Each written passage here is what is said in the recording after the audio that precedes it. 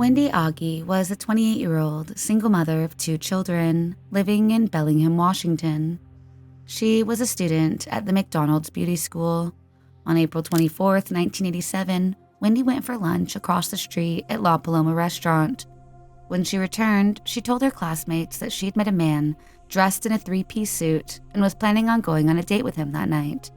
Wendy told her classmates this man's name was Mike Johnson. At around 4:30 p.m., Wendy met with her date, again at La Paloma Restaurant. While out, Wendy ran into a friend and introduced them to Mike. Afterward, Wendy and Mike gave the friend a ride back to Burlington before meeting up with another friend of Wendy's in Bellingham. Wendy and Mike stayed at the home of her friend in Bellingham until approximately 1 a.m. on the 25th of April. This was the last known sighting of Wendy before she went missing. On April 28, 1987, Wendy's daughter's babysitter reported the mother missing after she failed to pick up her 8-year-old daughter. Wendy was supposed to pick up her daughter on the 26th of April, however, she never arrived. The babysitter visited Wendy's home, but no one answered the door. Upon visiting Wendy's residence, responding police discovered 2 pools of drying blood near the head of her bed. They also saw blood spatters on the bed's headboard and under the pillow. Additionally, there were stains on the bedsheet, which was later determined to be a biological specimen from a male.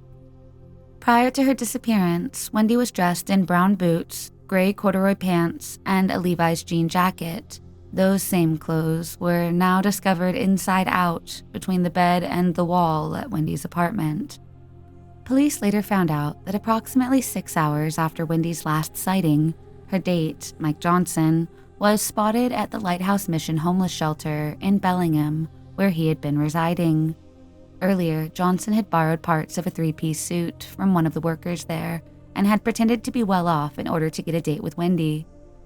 At the time, Mike claimed to have spent the night with the woman and said that he was planning on moving in with her. Mike later drove Wendy's 1972 Ford Torino to La Paloma Restaurant, where he was starting his second day of work. He then stole all of the money in the restaurant's till and a bottle of Jack Daniels from the bar shelf and disappeared. The day after the ill-fated date, on April 26th, Wendy's vehicle was recorded crossing the United States-Canadian border at Oroville, Washington border crossing. On April 27th, the same vehicle was discovered abandoned in Eugene, Oregon. Police found a Burger King hamburger box left inside of the vehicle and were able to lift fingerprints from it. They matched a man named Darren D. O'Neill. Police would discover a job application completed by Mike Johnson at La Paloma Restaurant, which had fingerprints matching those of Darren D. O'Neill. And based on witness description, police were able to determine that Darren used Mike Johnson as an alias. In the trunk of Wendy's car, police found a suit jacket, a tie, and a pair of men's Levi's slacks. According to a worker at the Lighthouse Mission shelter, these clothing items matched those of the 3-piece suit that was loaned to a man known as Mike Johnson. The police also observed a tiny red dot, which may have been blood, on the front left pocket of the slacks. Darren was later arrested for the murder of another young woman named Robin P. Smith. In February of 1989, he was found guilty of first-degree murder and robbery in Smith's case and was sentenced to life in prison. In 1990, he was sentenced to 135 years in prison for an unrelated kidnapping and assault of a 14-year-old girl. He's also suspected in several other violent crimes across the United States. He was found guilty of auto theft in Wendy's case. However, while he was suspected in the disappearance, due to lack of evidence, he was never charged. Wendy's body was never found, and the case would grow cold. Decades later, in 2015, with advancements in DNA technology, Washington State Patrol Crime Lab reached out to Bellingham Police Department and tested DNA found at the crime scene against Darren's. It was soon confirmed that the biologic stain found on Wendy's bedsheet did belong to Darren D. O'Neill. In 2020, Bellingham Police Department received another report, which confirmed that the blood on the front left pocket of the pair of men's slacks found in the trunk of Wendy's stolen car matched that of Wendy. In 2021, cheek swabs were taken from Darren D. O'Neill in order to match them against the DNA found at the crime scene. In early March of 2023, Darren D. O'Neill was extradited to Washington State and charged with the second-degree murder of Wendy Aughe. Darren D. O'Neill is currently serving time for previous murders, but is eligible for parole in May of 2033. His next court appearance is scheduled for April 5th, 2023, for the murder of Wendy Aughe.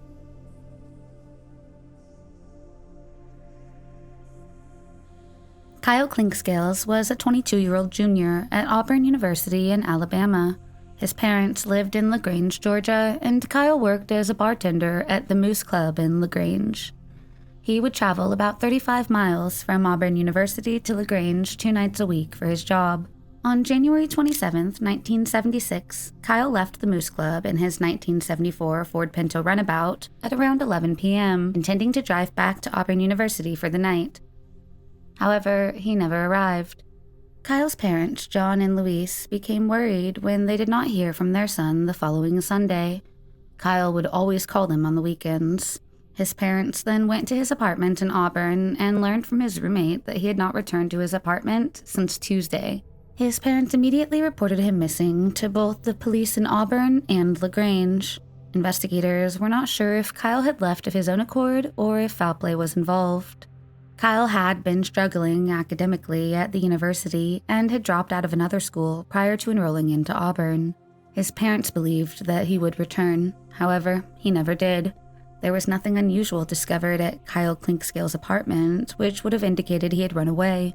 Kyle had only $50 with him at the time of his disappearance, and his ATM card had not been used since he went missing. Kyle's parents followed any and every lead to find their son. As Kyle liked New Orleans, his parents posted advertisements and distributed flyers within the city. Additionally, Kyle had enjoyed his trip to Hawaii as a child, so John and Louise sent letters to every police department in the state in hopes of finding any information about their son's whereabouts. As time went on, however, family, friends, and the police became increasingly suspicious that foul play might be involved. In 1981, a man named Danny Moore came forward and claimed he was Kyle. He claimed to have suffered from amnesia after a car accident in 1976. John and Louise thought that a letter he wrote matched Kyle's handwriting, but later, dental records proved that he was not Kyle. On May 27, 1987, a man who was out walking his dogs near Flat Shoal Creek, south of LaGrange, found Kyle's Exxon credit card. The card had expired in 1973, 3 years prior to Kyle's disappearance. His parents said Kyle's wallet had been stolen in 1973 and that it was possible the thief disposed of the credit card in that area, and that it was not actually related to Kyle's 1976 disappearance. The case would reach national headlines, but no significant leads were found. Kyle's parents were desperate and consulted several psychics. One of the psychics told them that Kyle had actually been kidnapped, his car repainted, and his body buried in Texas. His parents went to Texas in search for their son, but nothing came of it. In 1991, police started a 24-hour dig around Troup County after receiving a tip that Kyle might be buried there. However, nothing would be found. The investigation had stalled due to lack of leads, but finally, in 2005, Kyle's parents went to detectives after a mysterious caller told them that he had reason to believe their son was murdered and his body dumped. The witness who came forward claimed that when he was only 7 years old, he had seen a man named Ray Hyde disposing of Kyle's body. Hyde was a member of the Moose Club, and police believe that he and Kyle may have met through the association. They wondered if Kyle was murdered because he had found out about Hyde's prior criminal activities. Ray Hyde had been questioned by police in 1996 regarding Kyle's disappearance. However, he had denied any involvement. The man told them that Hyde had been the one to actually kill Kyle, for what purpose he did not know, and that one of his relatives was involved in putting his remains into a 55-gallon drum. The witness says he believes they disposed of the barrel in a nearby lake. The witness then drew where his 7-year-old self recalled the location of either the disposed body or Kyle's car. A search warrant was created based on this information, and a junkyard, which was owned by Hyde, and a lake was searched by police, but nothing came of it. Ray Hyde passed away in 2001 and therefore was unable to be interviewed further. Based on this new information, police arrested 63-year-old Jimmy Earl Jones and Janine Pollock Johnson in 2005. Both were charged with concealing a death, false statements, and obstructing justice. Witnesses placed Jeanne at Hyde's residence on the night of Kyle's disappearance. However, she denied it.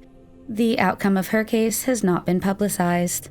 Jimmy, on the other hand, initially claimed that on the night Kyle disappeared, he had arrived at Hyde's residence and found his body. He said Kyle appeared to have been shot, and that he then helped Hyde drag the body into his shop. He claimed that Kyle's body was covered with concrete, placed in a barrel, and disposed of in a private pond. This correlated with the witness statement. Jones said that Hyde later disclosed to him that he had taken the body from the pond and had transported it to an undisclosed location. However, Jones subsequently made many statements to authorities that contradicted this earlier account. The prosecution stated that because Jones had made so many contradictory statements, his testimony should be characterized as, quote, absolutely useless.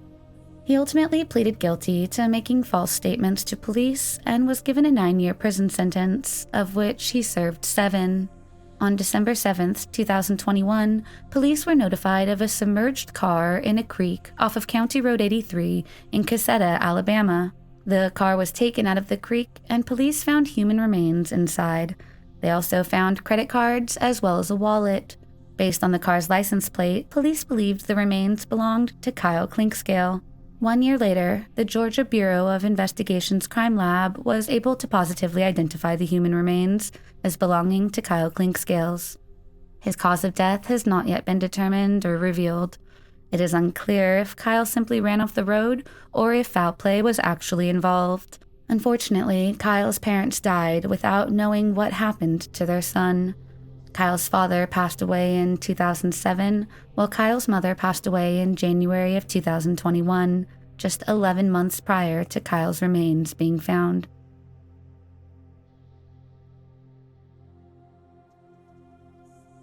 Carol Sue Klaber was 16 years old and attending Dixie Heights High School. She was known for being social and outgoing and loved riding her bike around the neighborhood. On June 4, 1976, Carol went on a bike ride in Devou Park. Witnesses at the park saw Carol talking to a man who was described as around 5 foot 10 inches tall, with sandy blonde hair and slender build. While witnesses were unable to give the exact age of the man, they did specify that he was older than the 16-year-old teen with whom he was speaking. Carol then left the park with the man in his car, described by witnesses as a Chevrolet Monte Carlo or a Pontiac Grand Prix. She put her bike into the car's trunk, and both man and teenager drove away. She was later spotted taking her bike out of the car and bringing it into her house. She then came back out and again got inside the older man's car. They both drove away. This would be the last time Carol was seen alive. The following day, a dentist found Carol Sue's body in a ditch at around 8:30 in the morning. The dentist immediately notified the police. An autopsy revealed that Carol had been intimately assaulted, strangled, and beaten with a tire iron. The killer's DNA was found at the crime scene, located on Chambers Road in Walton. It was taken and preserved for future testing. Due to the sparse amount of evidence found at the crime scene and the lack of DNA technology existent in 1974, the case would grow cold. In 2017, Boone County Sheriff's Office cold case detectives Coy Cox and Tim Adams re-examined the case and contacted the original detective on file, Jerry Keith. Keith had identified 2 possible persons of interest in the case. One of the suspects had stolen a vehicle matching the description of the Chevrolet Monte Carlo or Pontiac Grand Prix. Cox and Adams interviewed the man, but he denied any involvement in Carol's case. Cooperating fully with detectives, he was quite candid in saying, quote, "I've done a lot of things. I'm not going to deny that, but I did not kill Carol Sue Klaber." The cold case investigators then looked into their only other suspect, Michael Dean Tate. He was a suspect in a case where he had intimately assaulted a woman. Tate had lived in Georgia and traveled to the area for work frequently in the 1970s and 1980s. While Tate confessed to the previous assault, he denied murdering Carol. Detectives took his DNA sample and tested it against the DNA found at the crime scene. However, it did not match. Detectives were back to square one. With both possible suspects eliminated, they had no further leads with which to go forward. In 2022, detectives contacted genetic genealogy company Ortham Labs. Season of Justice provided funding for the forensic testing, and DNA was sent to the lab in hopes that forensic-grade genome sequencing technology could profile the previously unidentified suspect. Ortham scientists constructed a detailed DNA profile from the sample left almost 50 years prior. Soon, they were able to identify Thomas W. Dunaway as the killer. At the time of the murder, Thomas Dunaway was 19 years old and lived not far from Carol. Apart from the DNA evidence, there were also records indicating that Dunaway possessed a 1973 Chevrolet Monte Carlo, which closely matched the description given by witnesses at Devu Park. Detectives learned that Dunaway had enlisted in the Army just 9 days after Carol's murder. He would go on to murder a man named Ronnie Townsend just 6 months later, in December of 1976. He was listed as AWOL from the military at the time. He was sentenced to life in prison for Townsend's murder, but was released after only 7 years for unexplained reasons. Dunaway died in 1990. The sheriff's office requested that Dunaway be indicted posthumously, but prosecutors declined the request, citing a lack of resources. However, prosecutors did say they would seek charges against Dunaway had he still been alive. Detectives have obtained a court order to exhume Dunaway's body in order to get a DNA sample and enter it into CODIS to see if he's linked to other crimes. Nearly 50 years later, the case was finally closed. In August of 1980, 2 farmhands were working at a Seavers Road cornfield in rural Dixon, which is near the state capital of Sacramento in Northern California. In the course of their daily work, the 2 men stumbled upon the body of a woman. They immediately notified police. An autopsy revealed that she had died of multiple gunshot wounds to both her head and neck. Police were unable to identify the woman as she did not carry any documentation. The woman was believed to be Caucasian, about 15 to 17 years of age, 5 foot 2 inches tall, and weighed about 115 pounds. She was given the name Dixon Jane Doe. She remained unidentified for more than a decade. Then, in 1992, the National Missing Persons Unit contacted Dixon Coroner's office, leading investigators to discover the victim's true identity as 21-year-old Holly Ann Campiglia from New Jersey. Originally from the East Coast, Holly Ann Campiglia was born to Augustine A. Campiglia and his wife Sally in Cherry Hill, Bergen County, New Jersey. While she was only in high school, Holly started taking drugs, and due to that, she began to have mental health issues. Holly had a history of running away from home. The first time she ran away was in 1977. She was found 1 month later, walking a mile away from the family home on Forest Hill Road, off of Springdale Road in Cherry Hill. Each time she would return, she showed a decreasing level of responsiveness to the medical treatment prescribed to her mental health issues. On June 10, 1980, Sally was taking her daughter to a counseling center when Holly jumped out of the car, never to be seen again. Her mother, in an interview, said, quote, "She said she wanted to get on with her life. I want to see the world and do things my way. I tried to pull her back, but the car was on Route 70 near the Sheridan Post, and I couldn't hold on to her." Her parents contacted police and reported her missing. 1 month later, the family received a letter from Holly telling them not to think of her anymore. It was mailed from Sacramento, California, but the return address was not a real street. The family would not receive any updates from her after that. The case would eventually go cold. In 1992, Holly's family realized that her name had been dropped from the missing persons database, which was used by law enforcement nationally. They contacted police and her name was re-added to the database. A few weeks later, Solano County Police contacted Holly's parents and told them that Dixon Jane Doe, found in August of 1980, was actually Holly Ann. Since her name had been accidentally removed from the missing persons database, they could not identify her at the time. Even though she was identified, police still had no suspects in her murder, and the case would again go cold. Then, in 2021, Holly's family asked Solano County investigators if any advancements in DNA technology could be utilized to help solve her murder. The detectives submitted the evidence found at the crime scene for DNA analysis, and a male DNA profile was found. The DNA was then entered into several databases, and in late February of 2023, 76-year-old Herman Lee Hobbs was identified as the killer. Herman Lee Hobbs had an extensive violent criminal history. At the age of 22 in 1969, Hobbs was suspected of committing over a dozen armed robberies in the Sacramento area. Following a reckless car pursuit with police, he confessed to being a serial robber and agreed to plead guilty. However, during his sentencing in court, he tried to flee and was tackled and subdued by a CHP officer. He was released from prison in 1975, where he later moved to Rio Linda. In 2000, Herman was convicted for sexually assaulting a 15-year-old girl. While investigating Hobbs, police learned that he might be responsible for several other murders. In 2002, Hobbs was charged for the murder of 29-year-old Brenda Ann Tucker, who disappeared from her residence in Oroville in 1994. In 2001, loggers in Yuba County discovered her skull, which displayed remains of a bullet wound. A DNA analysis confirmed her identity. Given that Tucker's family knew Hobbs, he had sometimes been a house guest of theirs in the 1990s, Hobbs was charged with her murder. However, due to lack of evidence, the charges were dropped. In January of 1975, 13-year-old Terry Pata had left her junior high school due to a headache. However, she never arrived home. 9 days later, her lifeless body was discovered inside a nearby drain pipe. She had been fatally stabbed, and evidence indicated she had been a victim of a sexual assault.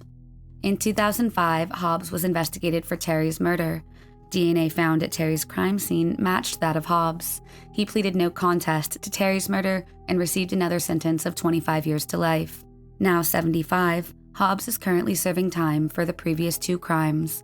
However, he is eligible for parole in December of 2025. In early March of 2023, he was finally charged with first-degree murder for the death of Ann Campiglia. The case was solved after more than 40 years.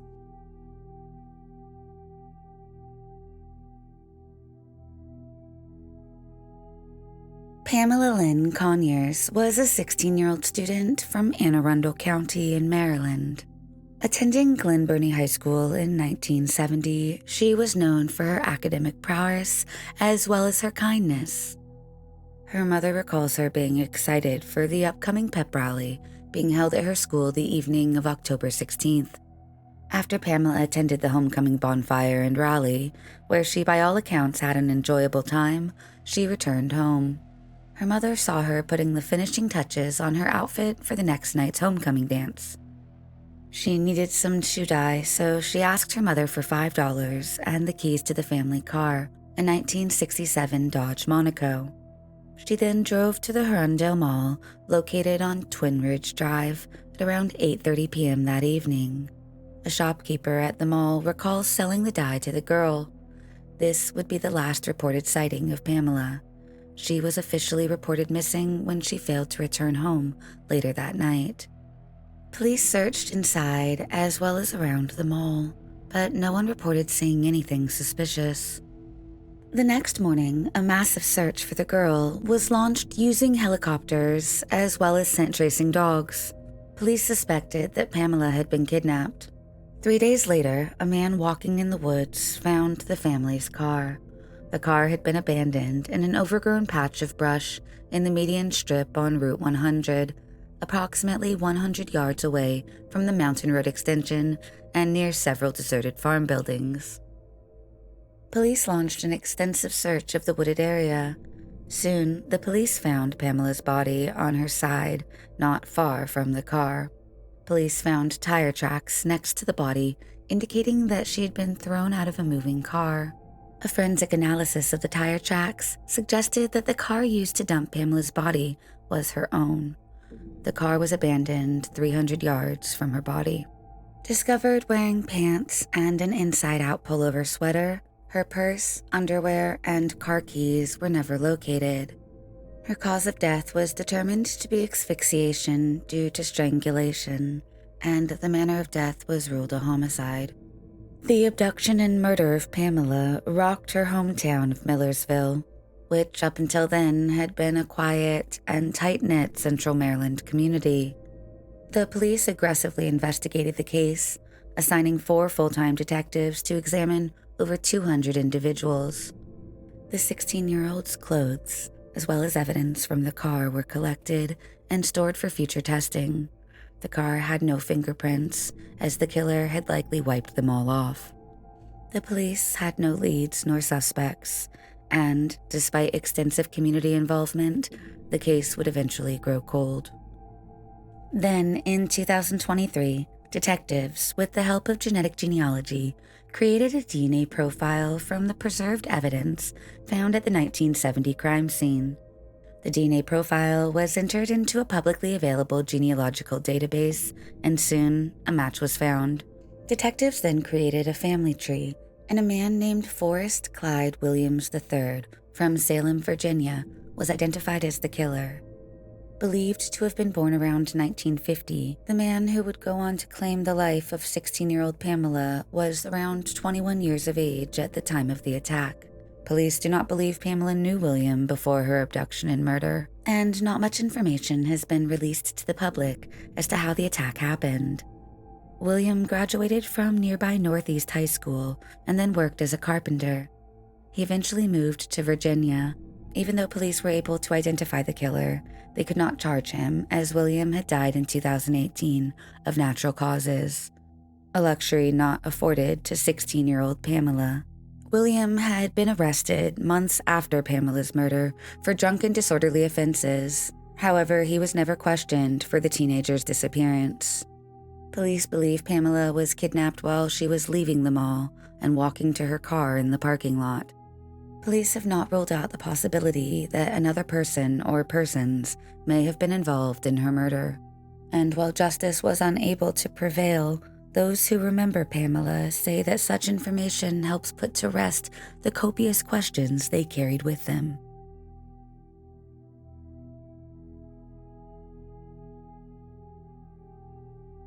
Christina Castiglione was 19 years old and living with her mother and father in Redford, Michigan.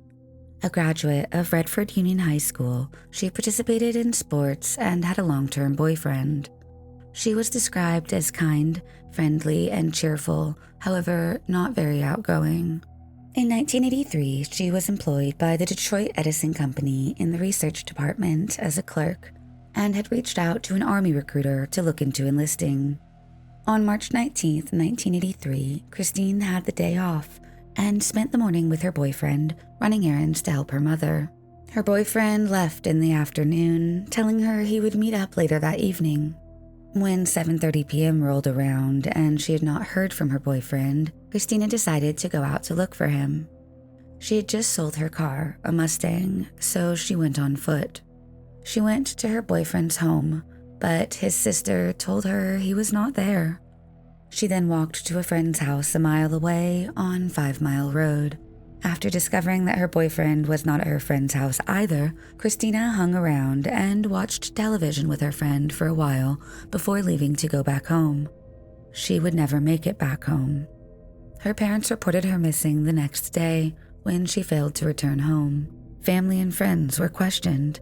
Her boyfriend told police that he had seen Christina at around 7:30 p.m. standing on the roadside across from Kingsborough Party Store. He said he was returning from a party with 2 of his friends in a car at the time.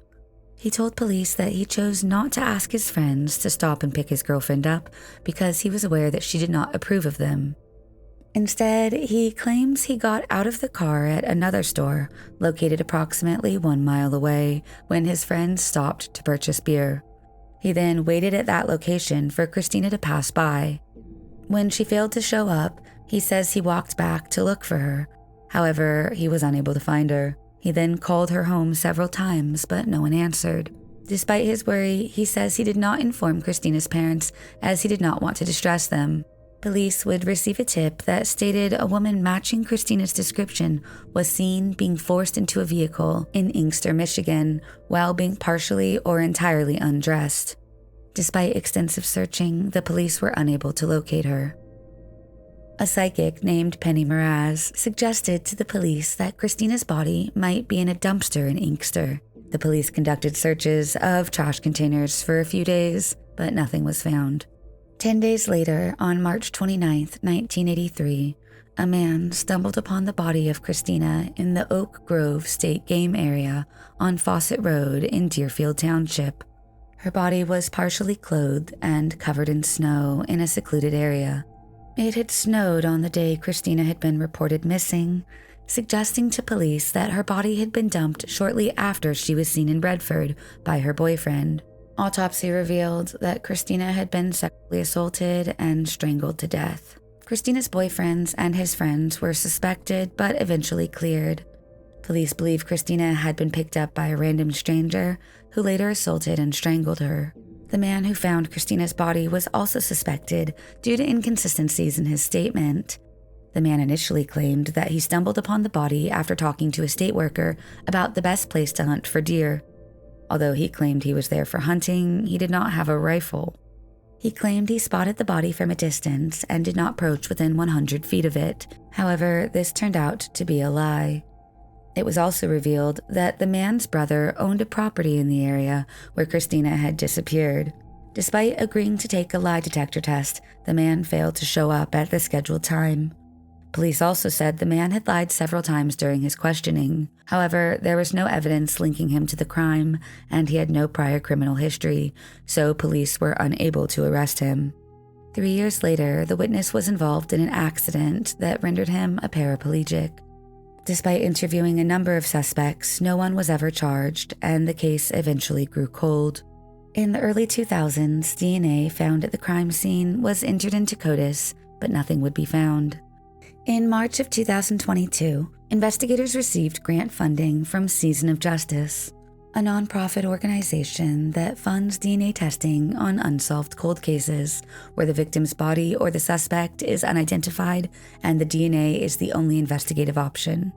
This funding enabled detectives to conduct advanced DNA testing on suspect DNA samples taken in 1983 and preserved. Forensic DNA evidence from the case was sent to Ortham Labs in May of 2022. Using forensic-grade genome sequencing, Ortham scientists were able to create a detailed genealogical profile of the unknown male suspect. Ortham's genealogical team produced investigative leads using the profile and passed them on to the Livingston County Cold Case team. The lead helped the team identify Charles David Shaw as the suspect, later confirmed by 3 separate familial DNA comparison tests. Unfortunately, Shaw had died in November of 1983, the same year the crime occurred. Shaw had lived less than 5 miles from where Christina went missing. He died in November of 1983 of accidental erotic self-asphyxiation. While he will never be held accountable for the murder in a court of law, some say there is poetic justice in the way he died.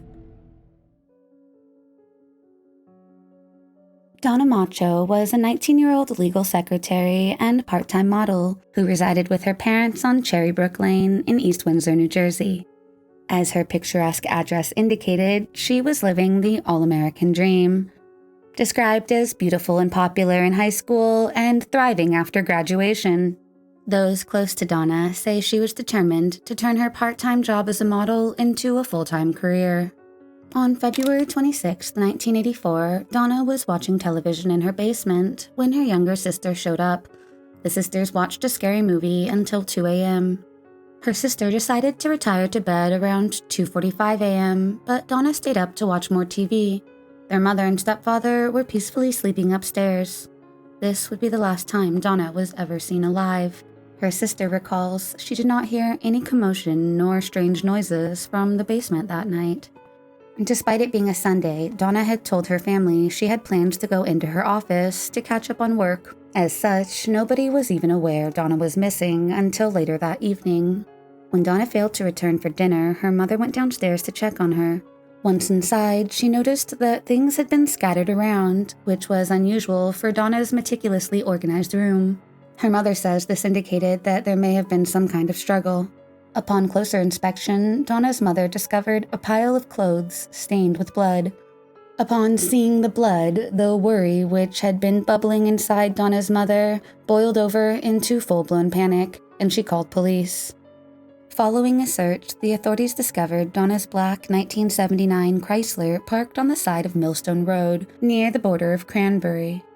Inside the car, police discovered Donna's brown leather pocketbook on the seat, with its contents, including cash, credit cards, and driver's license, still present. All 4 doors of the car were unlocked. Police also found stains on the upholstery and the ceiling of the automobile. Later, it was confirmed that the blood present on the automobile was that of the missing 19-year-old. Additionally, DNA evidence was found inside the apartment. However, as back in 1984 DNA technology was still in its infancy, no matches to any suspects could be found. Despite the plethora of bodily fluids found in the automobile, police had no leads, and the case would eventually go cold. Then, in April of 1995, over a decade since Donna had gone missing, a Boy Scout troop leader discovered a partially clothed skeleton while foraging in the area. The skeleton, wrapped in a carpet, was placed in the dense underbrush just off of George Davidson Road, not far from where Donna's car had originally been found. Using dental records, the skeletonized remains were eventually positively identified as belonging to the missing 19-year-old. An autopsy initially determined the cause of death to be a gunshot wound to the head. However, upon further inspection of Donna's remains, it was determined that while a head injury was the cause of her death, it was not definitively from a gunshot wound. Regardless, her death was officially ruled as a homicide. The family hired private investigators, trackers, and even psychics in an effort to find the person responsible, but all to no avail. The case would eventually again grow cold. Then, nearly 40 years later, in 2022, authorities reopened the case, and all viable evidence was resubmitted to the New Jersey State Police Central Regional Laboratory. This included DNA evidence, as well as fingerprints found on scene. In April of 2023, authorities announced that a man named Nathaniel Harvey was responsible for Donna Macho's murder. Identification was made through the semen left in Donna's apartment during the initial 1984 investigation. They determined his DNA was the only DNA evidence in the bedroom that should not have been there. Nathaniel Harvey had a lengthy criminal history. He had actually been a suspect in the case early on in the investigation, but due to lack of evidence and lack of DNA testing abilities, he was never charged. Over the years, Harvey had been arrested for several sexual assaults, as well as for another unrelated murder, which occurred in June of 1985. Irene Schnaps, a 37-year-old widow, had been found dead in the bedroom of her garden apartment. Her body was found by a coworker who went to her home after not hearing from her. Despite no unusual sounds being heard by neighbors, Irene's bedroom showed a gruesome scene, with her body left nude for investigators to find alongside a bloodied bed. Investigators concluded that her head had been struck with a blunt metallic object. A bloody fingerprint was also found on the pillowcase, which had fallen to the floor. With no sign of a forced entry, police believed the attacker may have been someone Irene knew personally. A neighbor of Irene named Peter was initially considered a suspect after it was found he had a romantic interest in the woman. However, he was later cleared. At the time, Nathaniel Harvey entered unlocked houses where he would hold captive and sexually assault young women. He was brought in for questioning, and it was observed that he was wearing a shoe which was of a comparable size to the bloody shoe print discovered at the scene of the crime. Police also found a Seiko watch in Nathaniel's car.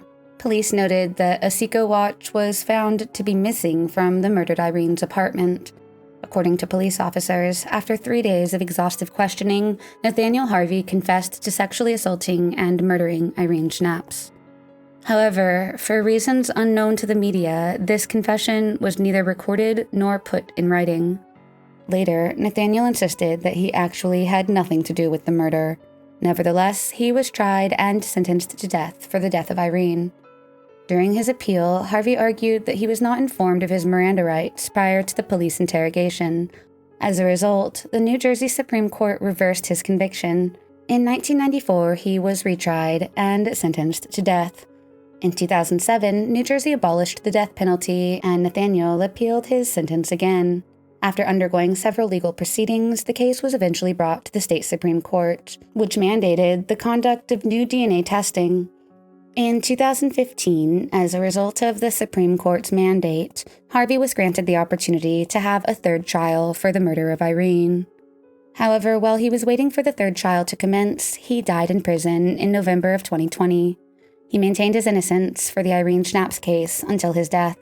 His former attorney said to the media that there was no hard evidence connecting his client to the 1985 murder, saying, quote, "Other than Harvey did a lot of bad things." During the time of her disappearance and her family's time of stress, Harvey had peacefully resided in East Windsor. He had been employed at the farm where Donna's body would eventually be discovered. Donna's sister said to media, quote, "I was relieved it was going to be closed, but so mad. Mad I didn't stay and help her fight. Mad he could invade our home so easily. Mad he was not in jail. Mad he was dead. He never had to pay for this. I'm glad the case is closed and it was him, but I feel like he got away with it." While justice was unable to be served, the case was officially closed after nearly 4 decades.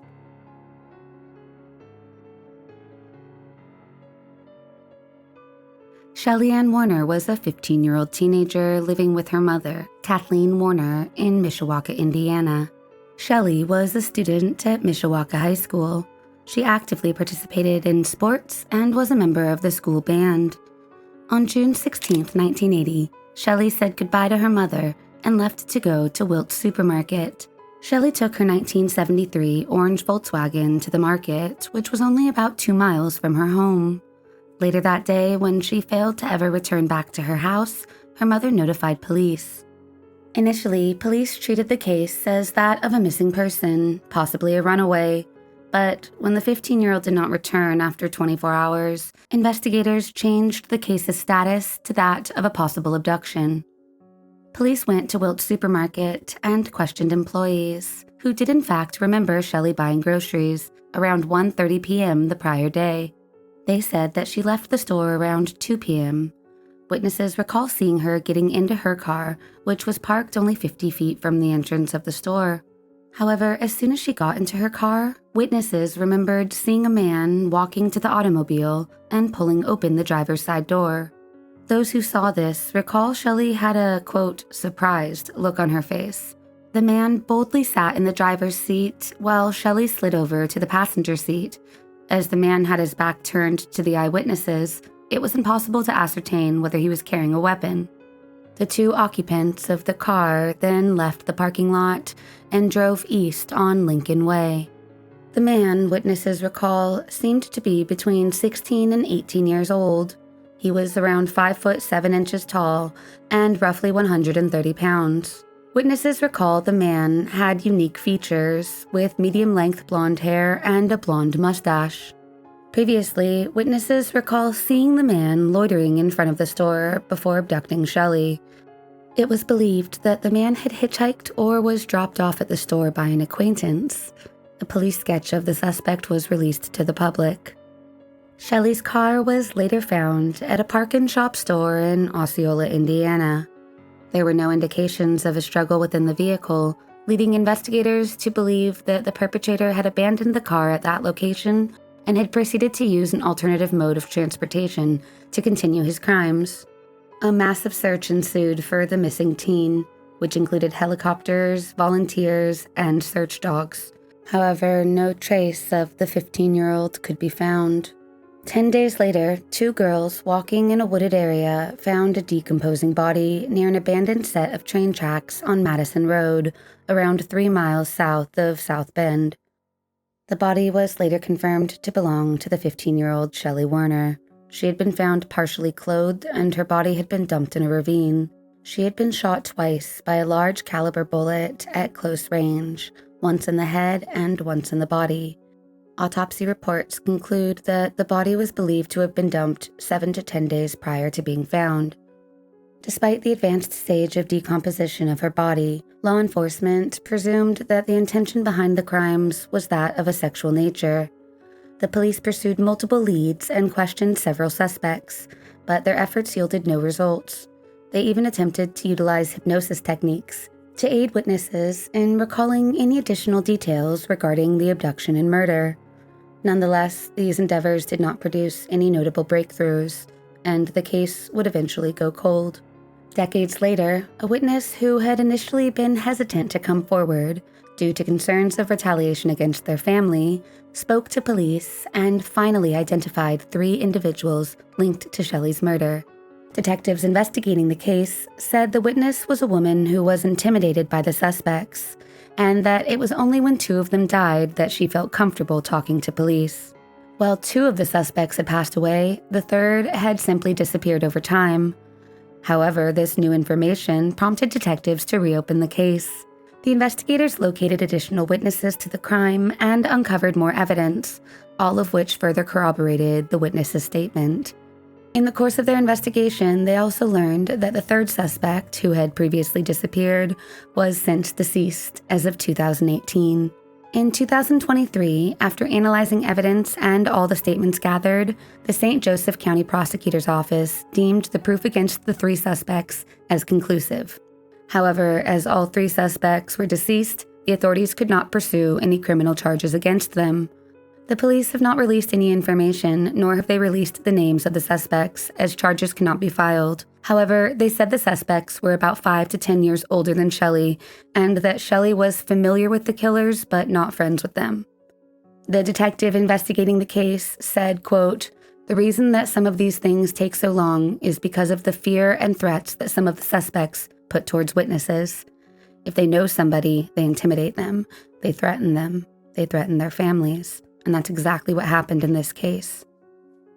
While the offending men were never be able to brought to justice, the case was finally considered closed after 43 years.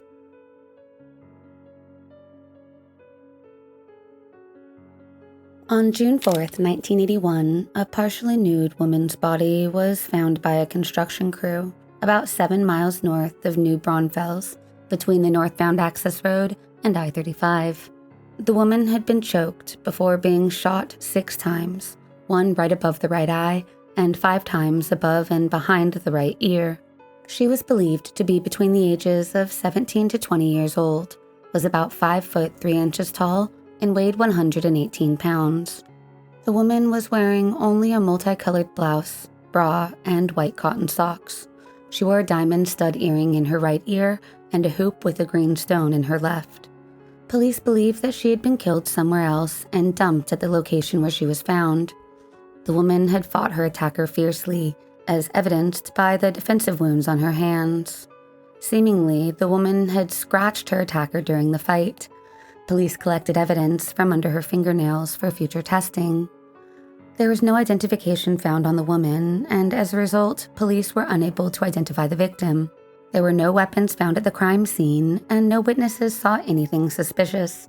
Despite attempts by investigators to identify her using fingerprints, and despite sharing a composite sketch with local media, their efforts proved unsuccessful.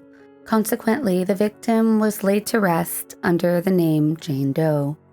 In 2008, while reviewing Jane Doe cases, police discovered that a missing persons case filed in 2007 matched the description of a Jane Doe found back in 1981. The missing person report was for a woman named Carol Joyce Deleon. Her family was contacted and provided a DNA sample. Soon, a DNA test confirmed that the unidentified teenager found in 1981 was indeed Carol Joyce Deleon. In 1981, Carol lived in the West Avenue area of San Antonio.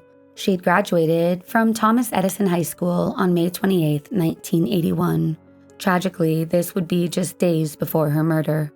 Carol had told her family that she would be moving away after turning 18, and initially, her family had simply presumed that she had followed through with her plans. While her family did attempt to make a missing persons report in 1981, after not hearing from Carol, no report was filed as she had turned 18 and had previously told her family members she would be moving away. Moreover, there was no indication of foul play. As the years went by without any communication from Carol, her younger sister finally filed a missing persons report in 2007.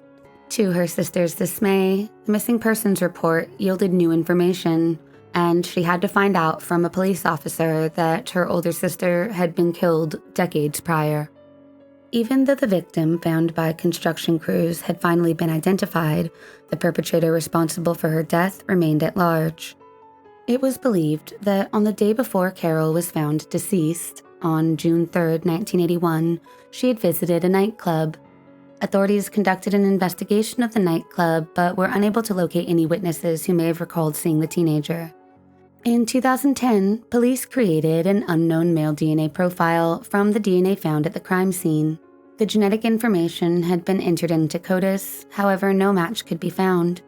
With no leads nor suspects, the case would again grow cold. Then, 10 years later, in 2020, DNA found at the crime scene was again submitted, this time for genetic genealogy testing, which identified 3 persons of interest. Investigators then collected DNA samples from the 3 individuals and matched it with DNA found at the crime scene. In April of 2023, authorities announced that 68-year-old Larry Allen West was charged with Carol Joyce Deleon's murder. They said that Larry West's DNA matched that found under the fingernails of Carol, as well as matched the semen found on her body. According to authorities, the likelihood of the DNA found on Carol's body belonging to somebody else was statistically almost impossible. Investigators said, quote, Larry Allen West could not be excluded as the foreign contributor of this DNA profile. The probability of selecting an unrelated person at random who could be the contributor of this foreign DNA profile is approximately 1 in 422.1 quintillion. West was known to frequent bars in Bexar County, looking to pick up specifically women of Hispanic heritage. The killer's first wife told investigators that she had been subjected to numerous sexual assaults and physical abuse during their short-lived 30-day marriage. While Allen West has denied any involvement in Carol's murder, he was arrested in April of 2023, and the judge set a $125,000 bond. Allen was able to post bond and has been released from jail. He is scheduled to be back in court in May of 2023 for a pretrial hearing.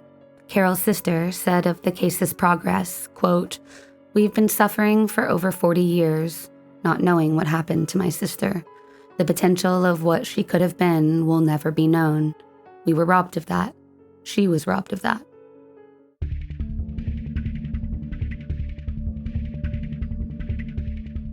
On September 28, 1979, 3 individuals anonymously contacted the editor of a local newspaper, informing them that while they had been strolling through a campground in South Lake Tahoe, California, they had stumbled upon the lifeless body of a woman.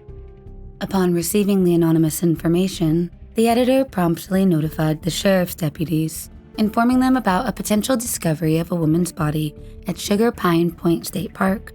Subsequently, the police responded to the call and located the deceased woman's body in a picnic area situated on the west shore of Lake Tahoe. The victim had been sexually assaulted, beaten, and strangled to death. Based on the evidence at the crime scene, police determined that the woman was likely chased through the picnic area, leaving behind one of her flip-flops in the process. The police believe the woman fought her attacker fiercely throughout the park while trying to run away. Police were unable to identify the body as she did not have any sort of ID on her. Detectives determined that she had been traveling alone. In a sad turn of events, investigators believed the woman may have actually been alive when the 3 people found her. However, the lack of movement and the gruesomeness of the body's presentation may have hid such information. Investigators gathered vital evidence from the crime scene, including DNA samples retrieved from a beer bottle discovered near the woman's body, as well as DNA found on the victim herself. The police located and questioned the individuals who originally discovered the body, inquiring about their reasons for not directly reporting it to authorities. The 3 individuals told police they had warrants out for their arrest and did not want to get involved. Police investigated these individuals, but they were eventually cleared. Despite the detectives' extensive efforts, they were unable to determine the woman's identity. They shared a sketch of the victim with local media but did not achieve any success.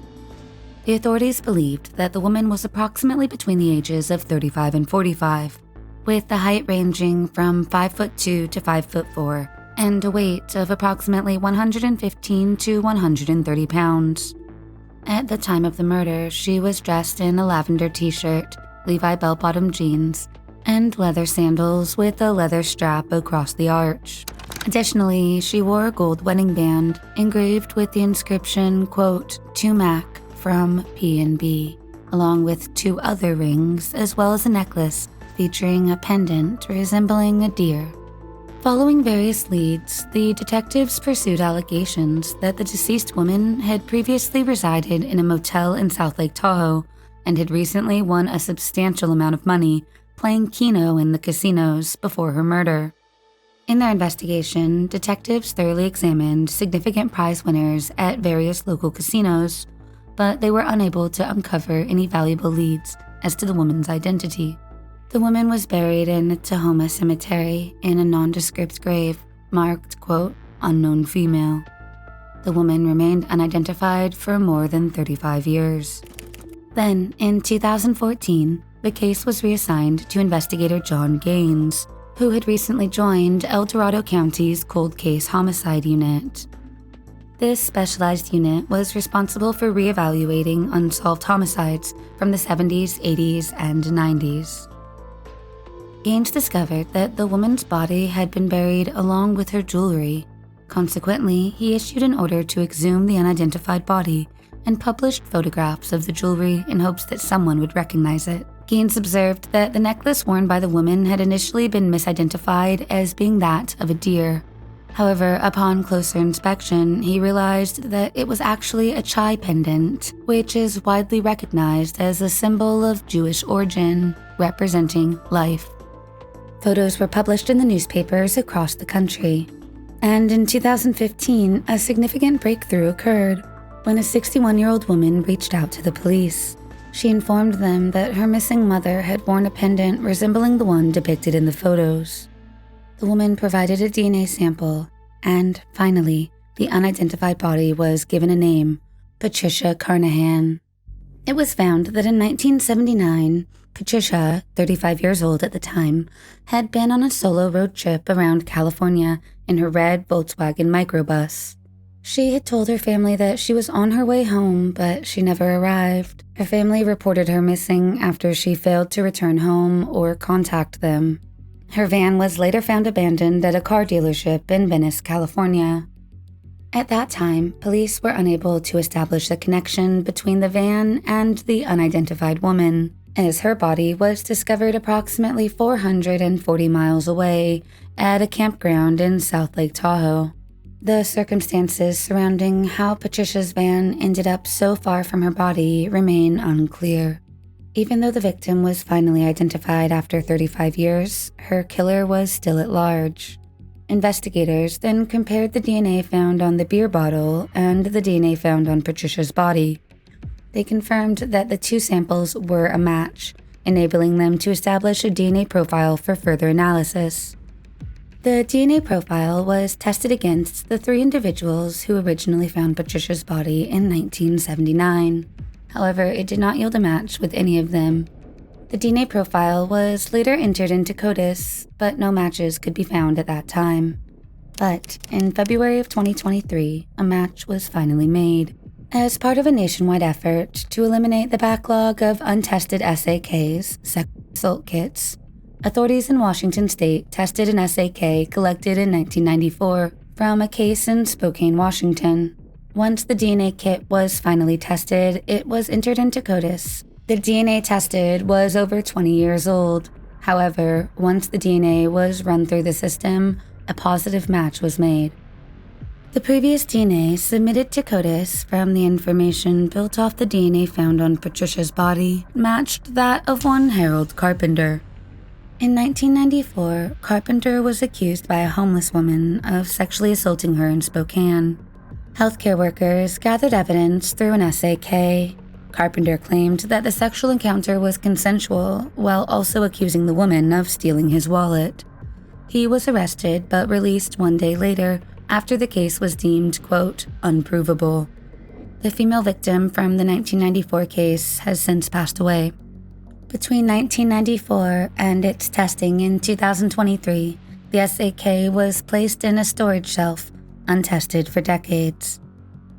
It was found that Carpenter was arrested in Susanville, California, on September 29, 1979, 1 day after Patricia's murder, on charges of driving under the influence. He was subsequently sent to Bonneville County Sheriff's Office in Idaho, where he was wanted for burglary. In the following decades, Harold Carpenter acquired several more misdemeanor arrests and convictions in both the states of Idaho and Washington. These charges included possession of drugs, disturbing the peace, reckless driving, and driving under the influence. In 2016, Carpenter was homeless in Spokane, Washington. Later, he would relocate to the Park Tower Apartments, a housing facility designated for low-income, elderly, and disabled individuals. In 2018, Carpenter had become a suspect in another sexual assault case, also in Spokane, Washington. Additionally, in the previous year, he had been linked to an incident involving unwanted, inappropriate touching. However, he was never arrested in relation to either of those cases. Carpenter was never suspected of Patricia's murder, although he cannot be charged for the 1994 Spokane case, as the statute of limitations for that case has passed and the victim has died. He, however, was arrested for Patricia Carnahan's murder in February of 2023. He is currently being held without bond in Spokane, Washington, as the extradition process continues. The case will go to trial, but for now, detectives can rest knowing that the case was solved after 44 years. In 1992, Nikki Allen, 7 years old, lived with her 26-year-old single mother and her 3 sisters. Living in a small ground-floor flat in Sunderland, Tyne and Wear, England, the block of flats which they occupied was known as the Ware Garths block. It overlooked the docks of Sunderland in the East End. These apartments were often referred to as the Garths, and they housed approximately 1,000 people. This area of low-income housing was known for being tightly knit and full of mostly working-class people. Despite living in an area plagued by poverty and criminal activities, the bonds within the locality were strong. Nikki was an endearing young girl, described as vibrant and full of life. Nikki loved exploring and visiting various places such as carnivals or anywhere her school would take her. She relished the company of her friends and her cousins and loved playing with her toys. Her family remembers that her favorite snack was cheese and onion-flavored crisps. Despite the family's financial constraints, Nikki's mother, Sharon, loved her kids immensely and continuously ensured her children had food in their stomachs and clean clothes to wear. Sharon's parents also lived in the Garths. They were close with their daughter and would often help Sharon take care of her kids. On October 7, 1992, Sharon attended to her daily household chores. While she was doing laundry in her twin-tub machine, her youngest daughter peacefully slept, while her older two, Stacy and Nikki, watched television. At some point during the evening, Sharon went to her parents' flat in order to get some painkillers for a headache which had been caused from the noise of the washing machine. Her parents' flat was only about 150 yards from her own. Her 7-year-old Nikki decided to tag along with her mother. At around 8:30 p.m., Nikki would leave her grandparents' house, alone. The exact timing of her departure is unclear, as her mother Sharon says it was 8:30 p.m., while some witnesses and the police recall it being closer to 10 p.m. Nonetheless, Sharon recalls that 10 minutes after Nikki left, she would also leave her parents' house. She walked the 150 yards back to her apartment, through the stairwell and a short corridor, eventually reaching what would be an alarming scene. Upon entering, she would learn that her 7-year-old daughter, Nikki, never returned. Sharon reported Nikki missing to the police within the hour. Police arrived and launched a search for the missing girl. As the community was tight-knit, word got around of Nikki's disappearance. As a result, over 100 dedicated volunteers came together and commenced a thorough search effort, going door to door, checking parks, playgrounds, alleyways, industrial units, and the riverbank. The next morning, a group of searchers consisting of Nikki's own family, including her aunt, came across a pair of shoes, alongside a coat, that she was wearing when she disappeared. These two items had appeared outside of the derelict and long-abandoned Quayside Exchange Building. Inside the abandoned exchange building, the search group found the lifeless body of Nikki. She was lying in a pool of blood. An autopsy revealed that Nikki had been beaten over the head with a brick and had been stabbed 37 times in the chest and abdomen. The autopsy report says that she was dragged by her ankles from a room where the attack initially happened down into the basement, where she was eventually found. Although there were no signs of a sexual assault, police do believe the attack started off with a sexual motive, and investigators say that the killer, for some reason, later changed his mind. The discovery of such a tragedy brought forth a wave of shock, horror, and anger into a community that used to be peaceful. The gruesomeness of the crime scene and the age of the victim placed immediate pressure on police to find the person responsible for the crime. Detectives started their investigation by going door to door, questioning anybody who may have seen anything. A few witnesses came forward who claimed to have seen the young girl on the night of the murder. Some had said that they had seen Nikki around 10 p.m. begging for money outside of the local Boar's Head pub. Some recall that she had been begging for money to go to the sweet shop down the road, while another witness said that she was asking for a penny for the guy, a tradition amongst British children in which they collect money to buy fireworks for Guy Fawkes Night. Another witness, Margaret Hodgson, recalls that around 10 p.m. she was waiting to collect her mother from her shift at the fish factory. During this time, she recalled that she witnessed a young girl skipping to keep up with a man on Low Street as they made their way towards the exchange building. Margaret thought that they were father and daughter, an assumption which she says will tragically live in her mind until the day she dies.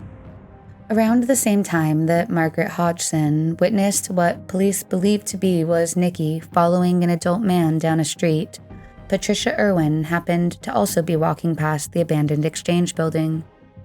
She says that while she was walking, she discerned the sound of wood breaking, accompanied by what seemed to be the distressed cries of a cat. In retrospect, she says she was horrified when she realized the true origins of those sounds. Another witness, Carol Osborne, says that she was in her nearby flat and became startled by two loud screams which reverberated through the area. She says that she vehemently believes the screams were that of a child. Shortly after, police released video footage of a man, followed by a child, walking towards the old exchange building. The footage is of low quality, and it is difficult to identify the man or the child, but detectives do believe that this was the last sighting of Nikki alive. A few days later, a man called police and told them that a 14-year-old girl had approached him and had reported that a man soaked in blood had gone up to her on the night of the murder and had confessed to killing somebody. The call was made anonymously, and while police used the media to appeal to the man or the girl in order for them to come forward, they never did, and nothing came of the tip. During their inquiries, one name always seemed to come back up: George Herron. At the time, George Herron was 24 years old, living with his sister, also in the Garths. Despite moving to the area with his sister just a few weeks prior, many people claimed that he frequently was visiting the Quayside Exchange building where Nikki's body was found. Several witnesses specifically place him at the Boar's Head pub on the night of the murder. Additionally, a few remember that he was buying cheese and onion-flavored crisps, which were Nikki's favorite. Moreover, when questioned by police, George's sister stated that he had been acting strange the night of the murder.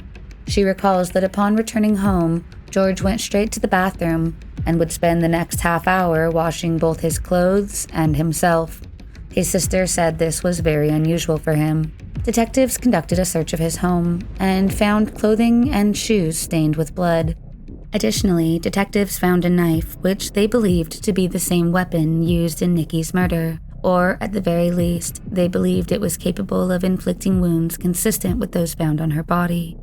George was brought in for questioning, and while he initially denied knowing Nikki, he later admitted to having an acquaintance with her, after witnesses came forward to say that they had seen him with Nikki on several occasions.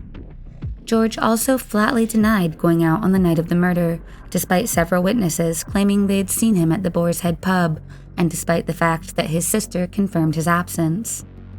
While George categorically denied murdering Nikki on at least 120 separate occasions during his questioning, after 3 days of intense interrogation, George confessed to murdering Nikki. He was charged with Nikki's murder and was put on trial. George's trial was transferred to Leeds in fear that the community's hatred towards him would make it difficult to guarantee a fair trial in Sunderland. In fact, during his first appearance in the magistrate court, one man tried to attack George but was restrained by police officers.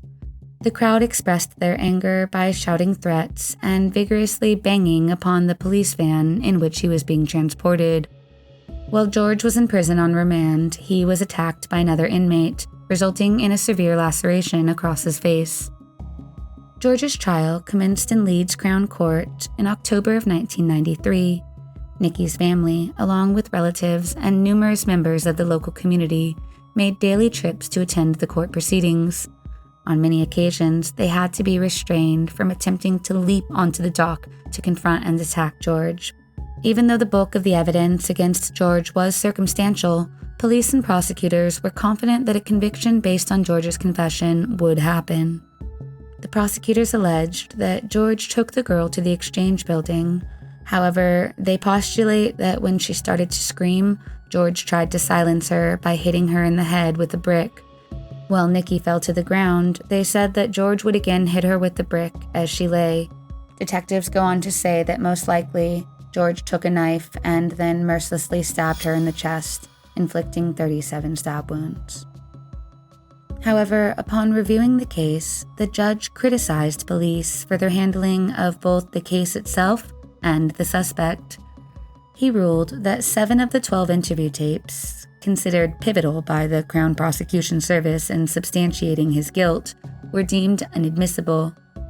The judge then declared that police had distorted the evidence during their interviews with George. The judge questioned why only a legal executive, not a qualified solicitor, had been present for the first 6 hours of the interview. He said that police neglected their legal obligation to inform individuals being interviewed under caution about their right to have a qualified solicitor present during the process. He also criticized the police for using oppressive methods in order to get a confession. Moreover, the judge noted that the prosecution cited 2 different witnesses, both who provided 2 different descriptions of a man seen at the pub, and the judge said that there were notable discrepancies between their accounts. He continued that neither witness was actually able to identify George from a police lineup. The witnesses later testified that they were pressured by police to get a result. For example, Darren Baker, boyfriend of George's sister, initially stated in court that George was missing for an hour on the night of the murder, but he later confessed that his previous statement had been false. He said that George had been with the family, watching TV on the night of the murder, but that police had arrested him as well under the suspicion of assisting an offender, and he himself had spent 5 days in prison. He then said that he told them what they wanted to hear in exchange for his freedom. After 6 weeks of deliberation, the judge acquitted George Herron of Nikki's murder. An uproar erupted in court, with Nikki's mother collapsing and her family members shouting profanities in anger. Fearing George's safety, the judge moved him out of Sunderland and gave him a new identity. In 1994, Sharon sued George, seeking damages for battery of Nikki, resulting in her death.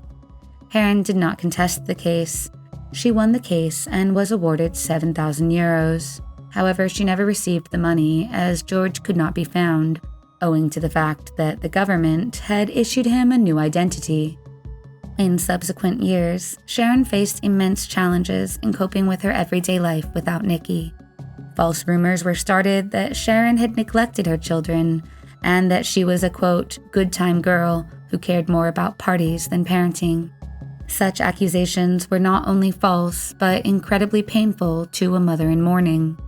Eventually, the rumors were proved groundless, but it took a heavy toll on Sharon and added to her already unbearable pain. In an effort to restore some sense of normalcy, she would go on to remarry. However, the marriage struggled under the weight of her grief, and she would eventually get divorced. In a later interview, she said, quote, "The only point to my life became looking after my other bairns and trying to get justice for Nikki, but I could not see how." Over the years, police had several suspects, including Stephen Grieveson, also known as the Sunderland Strangler. He was interviewed as he was currently serving 3 life sentences for the murder of 3 boys, but he was never charged. In 2017, police reopened the case on Sharon's request and attempted to use advancements in DNA technology in order to find the killer responsible. Police were able to retrieve DNA from Nikki's clothes and were able to create a DNA profile. In 2018, a mass DNA screening of people in the area led them to link 54-year-old David Thomas Boyd to the murder. Police charged David Boyd with Nikki's murder in 2022. Police say that at the time of Nikki's death, in 1992, Boyd was 25 years old and had resided merely 3 doors down from Nikki's grandparents. Notably, his girlfriend at the time happened to be Nikki's babysitter. It was found that Boyd had an extensive criminal record. In 1986, he was convicted for breach of peace after he approached 4 children, grabbing one and asking them for a kiss. In 1999, he was convicted of indecently assaulting a female under the age of 14. After the conviction, he told his probation officer that he often had fantasies about young girls. During the trial, prosecutors said, quote, "Boyd forced Nikki through the 6-foot boarded-up window of the derelict building. It was the only point of access to that building, and this man plainly knew that building well and knew exactly where and how to get into it. A few days before the murder, he had reportedly taken a 12-year-old boy there, utilizing the same window as an entrance, in order to look at what he says were pigeons.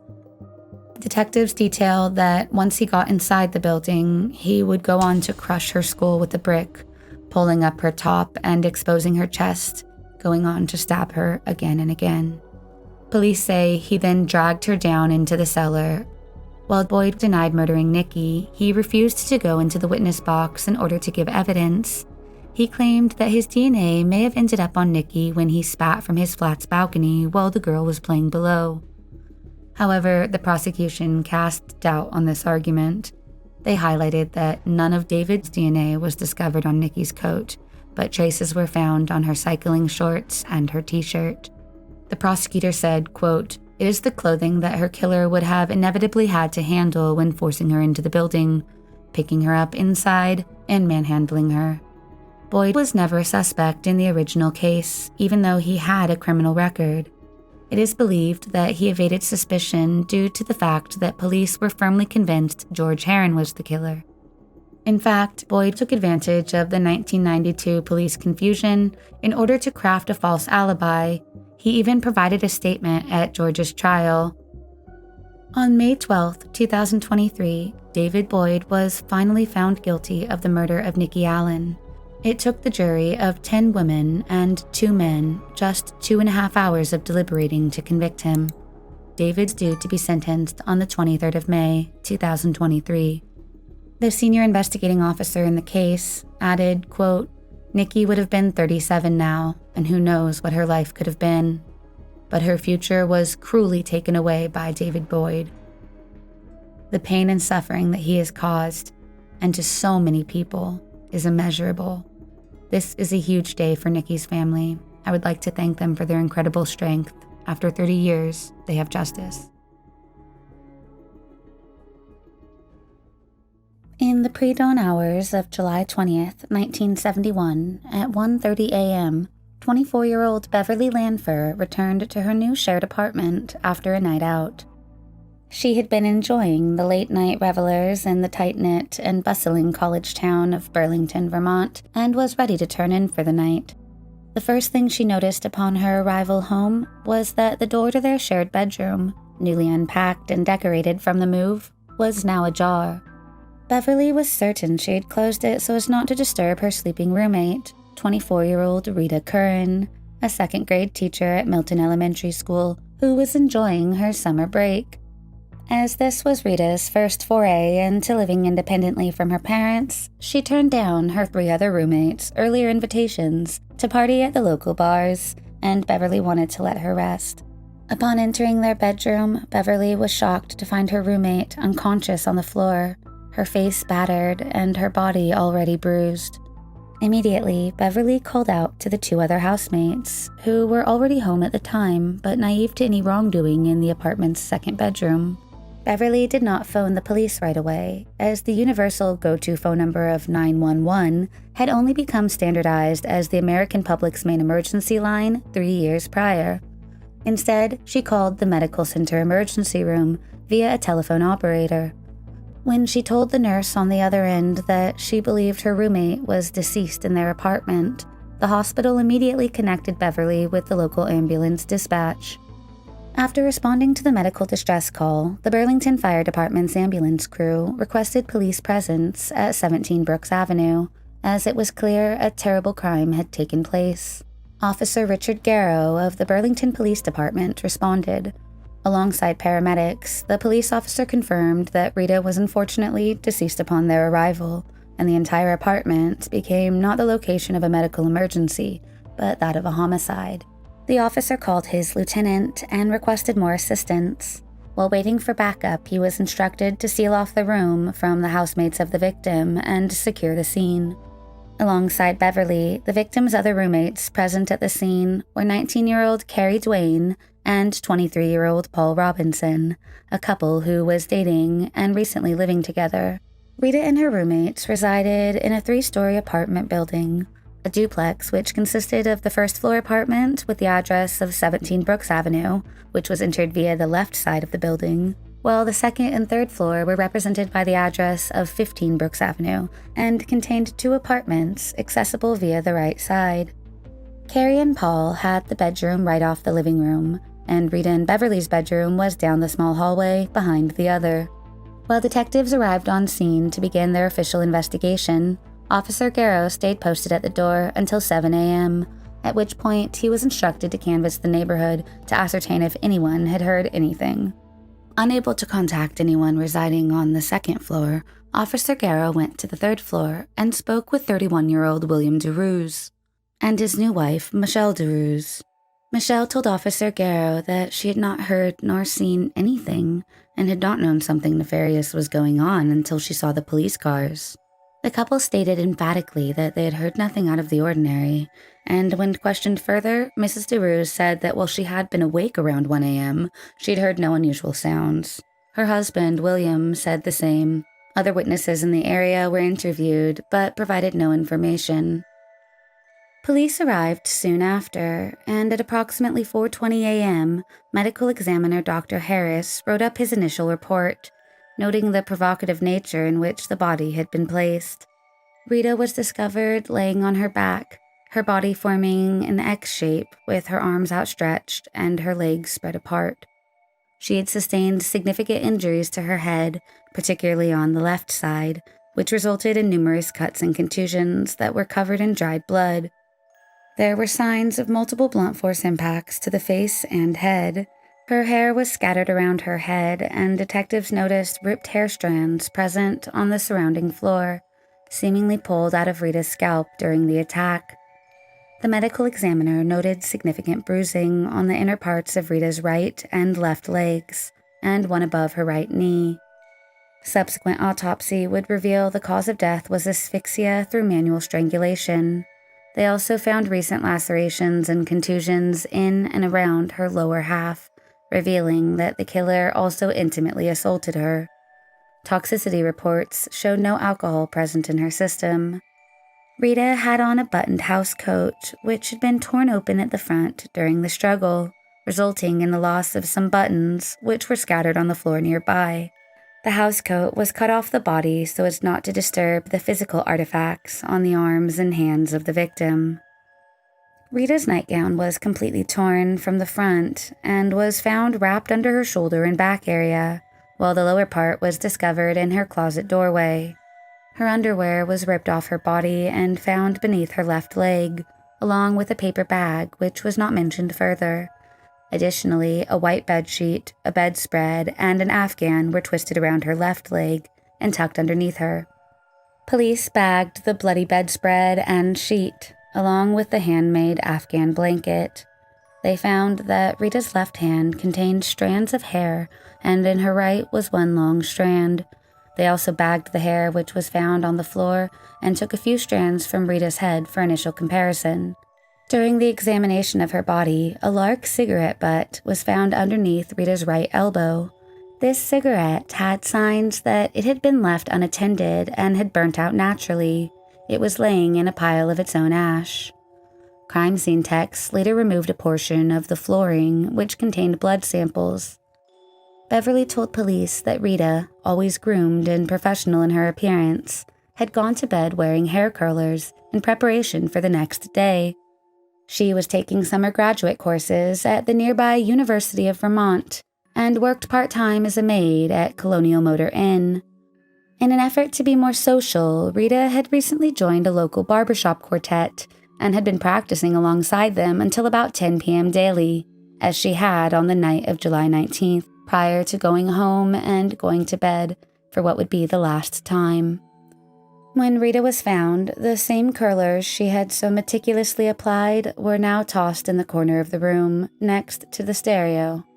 Detectives noted the curlers were violently removed from her head, as there were many broken and damaged strands of hair in the rollers. Police theorized the killer yanked the hair curlers out of Rita's head and threw them into the corner during the attack. For what purpose, they did not know. The roommate's stereo had been tipped over in the back left corner near the speakers and the discarded hair curlers.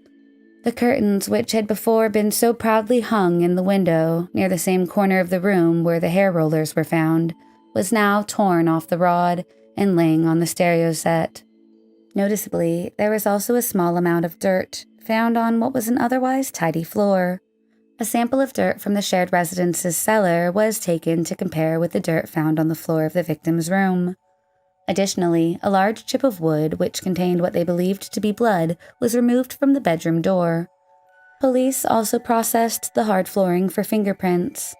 Rita's roommates all declared that after examining their friend, nothing else was touched, but their prints were dutifully taken for exclusionary purposes, per police procedure. Detectives surmised that the main portion of the altercation occurred on the right side of the bed, based on Beverly's intimate knowledge of their shared room, as she estimated that the bed had been moved about a foot towards the left wall. The right wall had a desk belonging to Beverly, and opposite to that was a shared dresser. However, no noteworthy items were found on either. Blood was discovered on the room's exit door. Nothing of interest was found in the rooms where Paul and Carrie had been, with no disturbances noted in the living room, kitchen, nor bathroom area, except that there was visible blood on the outside of the kitchen door. The duplex's communal rear yard and porch area showed no signs of trespass or altercation.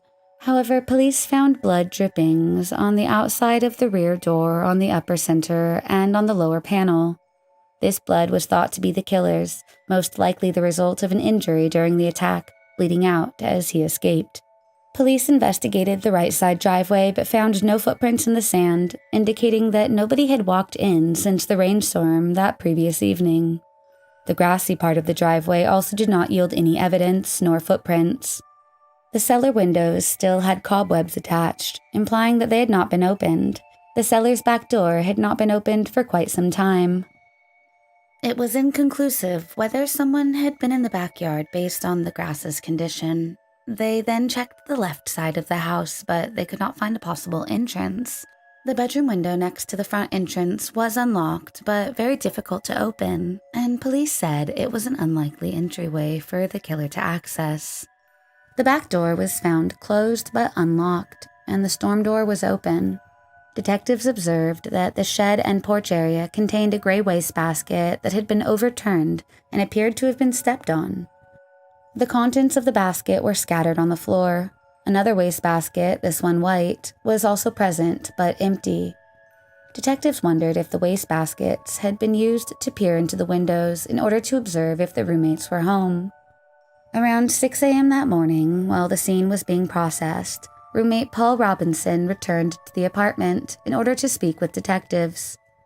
He explained that he had placed the mini trash bins, which were found knocked over, out on the back porch the night prior, as he intended to empty them later. He guiltily said that he had also used the wastebasket to prop open their storm door for unknown reasons, and explained that he was concerned he had possibly provided an easier entrance for the killer. However, he went on to say that all doors to the apartment stayed unlocked, per a general agreement among the roommates. During the conversation, he said that neither Beverly nor Rita smoked cigarettes, at least to the best of his knowledge, but he claims all housemates were close. While Paul said that he and Carrie smoked Salem cigarettes, or Benson and Hodges, with the occasional Winstons thrown in, he was certain neither he nor Carrie ever smoked Lark's brand. This was a question brought up multiple times due to the unique nature of the presence of such a brand of cigarette. Detectives hoped such an anomaly would point to the attacker. When questioned about others' access to the apartment, Paul admitted that it was vulnerable due to the fact that the chain lock on the front door was broken and had been for some time. He admitted all of this freely and with obvious passion and concern for their own habits being possibly to blame for the security breach.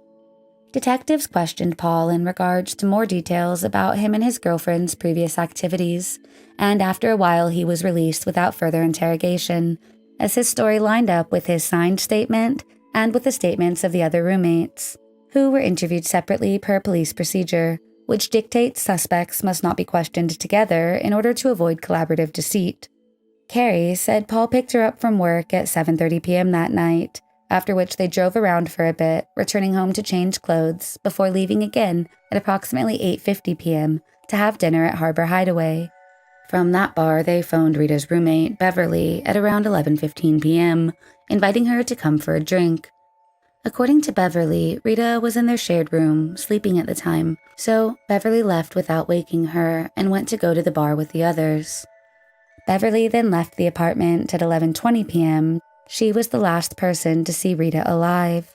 About 1 hour after Beverly arrived at Harbor Hideaway, Paul said that he was tired and he and Carrie left the bar to go sleep at home, arriving back at the apartment at approximately 12:30 a.m. They recall sitting in the living room a while before heading to their bedroom to sleep for the night.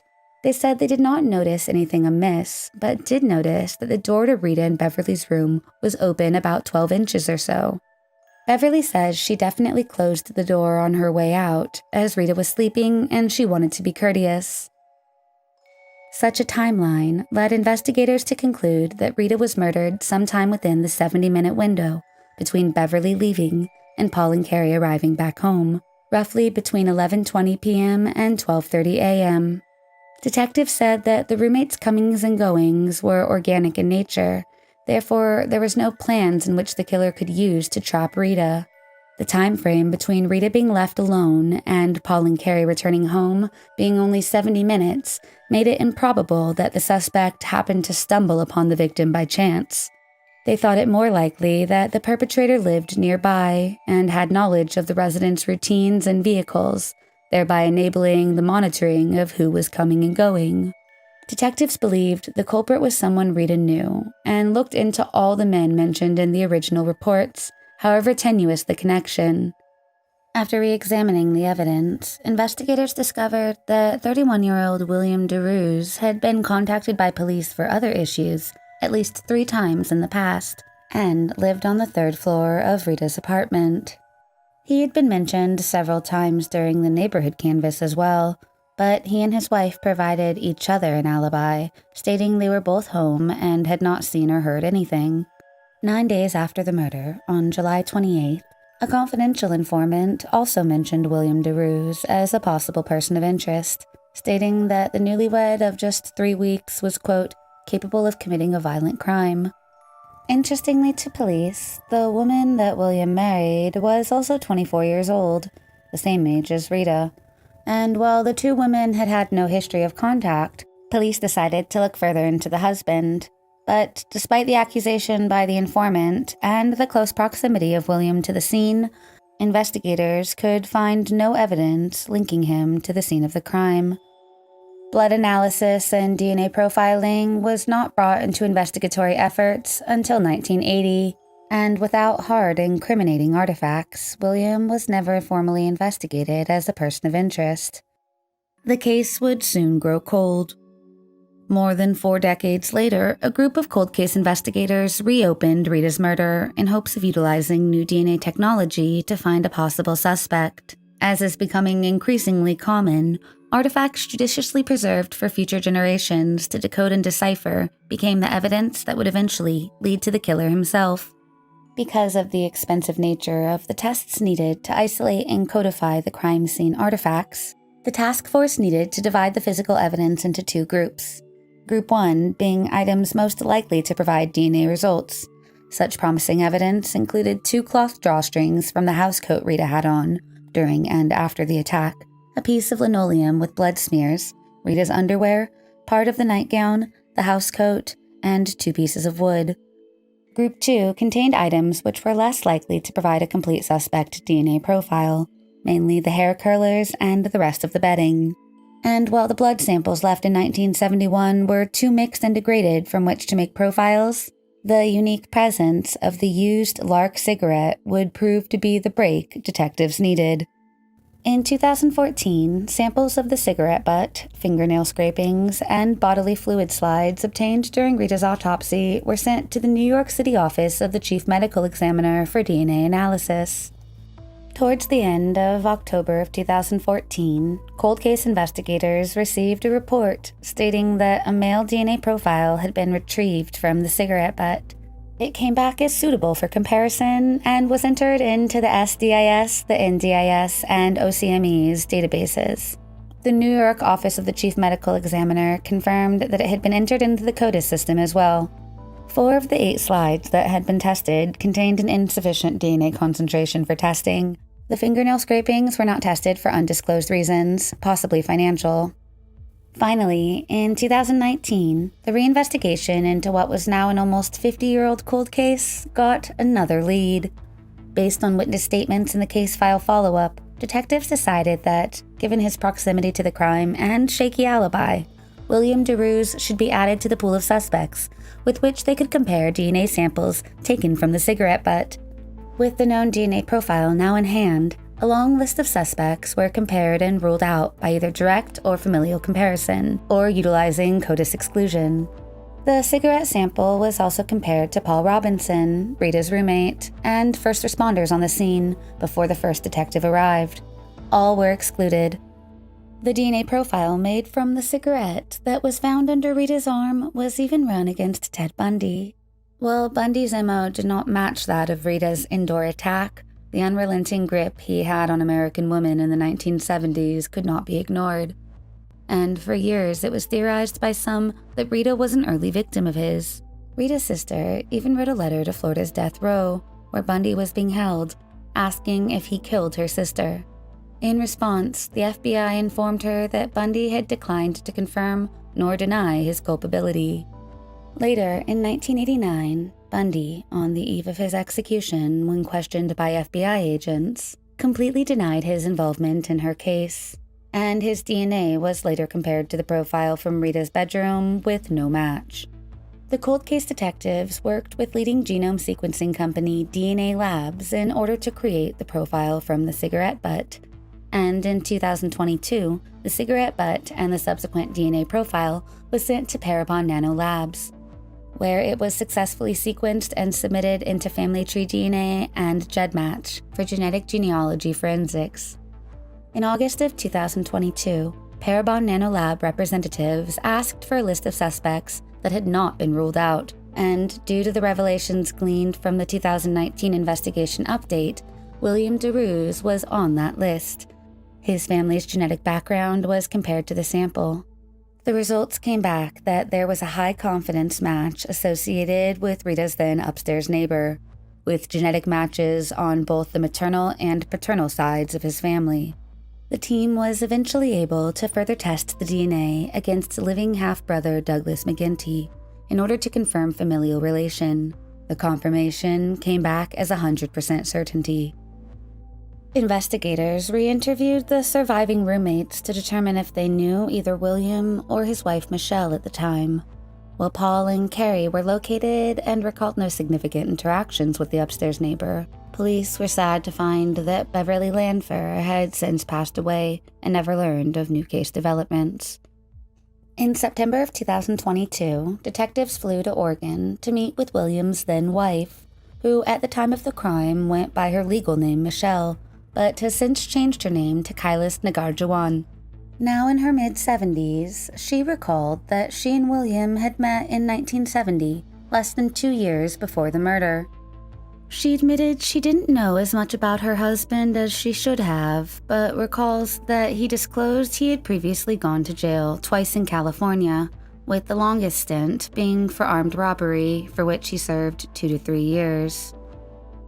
The couple married just 2 weeks prior to the murder in their downstairs neighbor's home. William's ex-wife says she does not recall ever knowing the neighbors or even meeting them. When shown a photo of Rita, she says she didn't recognize her. She mentions that while William was protective to the point of controlling, insisting she not work as he wanted her to become pregnant as soon as possible, the now elderly woman recalled almost fondly the main goal William had was to open a barber shop and have a large family with her. She said at no point did she ever feel afraid of him, and was adamant that the man now thought to have violently strangled a young teacher to death had never been physically abusive. She also said that such a shift in personality could not be explained away through alcohol or drugs, as he was a teetotaler, and as she put it, a serious Buddhist. She remembered the police presence at the apartment back in 1971. She says the morning after the murder, prior to the door-to-door canvassing, her new husband William told her not to mention that he was not home at the time, saying that because of his past criminal record, the police might try to accuse him. On the night of the murder, the two had gotten into what she says was a, quote, quarrel, but she could not remember what it was in regards to. She admitted, contrary to her initial and enduring official statement, that actually her then-husband had left their apartment for a brief period within a window of time when Rita's roommates were also gone. She recalls William went out for what he said was a, quote, cool-down walk, but after he returned, he told his wife not to say he had been out at all, as he said police would, quote, go after him due to his criminal history. She does not say why she chose to keep such pertinent and vital information a secret, other than spousal loyalty. She recalls while William was out, she may have fallen asleep, and was not sure how long he was gone. She did not remember anything out of the ordinary, but did recall sleeping next to him later that night, and noted he slept in longer than usual the next morning. She also could not remember what he was wearing that evening, nor if he had gotten rid of any clothing. She alleged that if she had known with certainty that William had been involved, she would have gone to police. However, she later admits that it's likely she would have, quote, covered for her new husband during any follow-up interviews in light of their conversation.